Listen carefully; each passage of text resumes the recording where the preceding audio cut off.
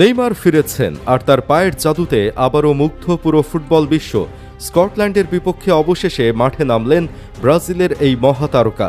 দীর্ঘদিন পর তাকে আবার ব্রাজিলের জার্সিতে মাঠে দেখে উচ্ছ্বসিত হয়ে ওঠেন লাখো ভক্ত। শুধু মাঠে নামাই নয়, বল পায়ে পেয়েই তিনি দেখাতে শুরু করেন সেই চেনা জাদু।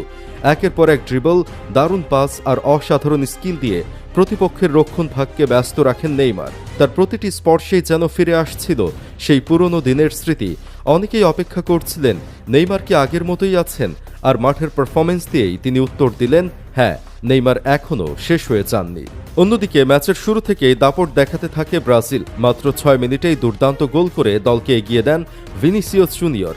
এরপর 25 মিনিটে হেড থেকে নিচের দ্বিতীয় গোল করে স্কটল্যান্ডের বিপক্ষে ব্যবধান আরও বাড়িয়ে দেন তিনি।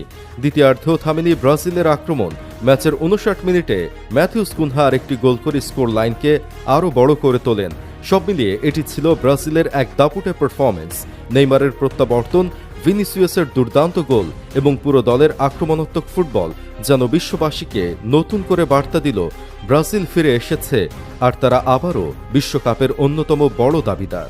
নেইমারের জাদু আর ব্রাজিলের এই দুর্দান্ত ফুটবল দেখে মুগ্ধ এখন পুরো ফুটবল বিশ্ব।